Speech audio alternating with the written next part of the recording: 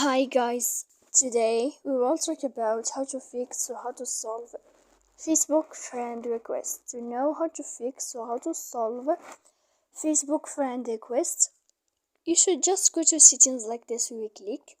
After that, in this page, you will go to apps, default apps, app settings. When you will see this list, you will go down to find the application of Facebook and you will enter. Then in this page, you will go to click for stop. After that, you will enter to storage. When you will see this page, you will click clear cache. Then you will go to click clear data.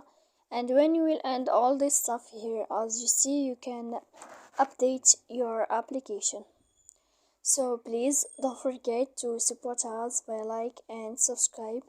See you next time in another video. And thank you for your attention.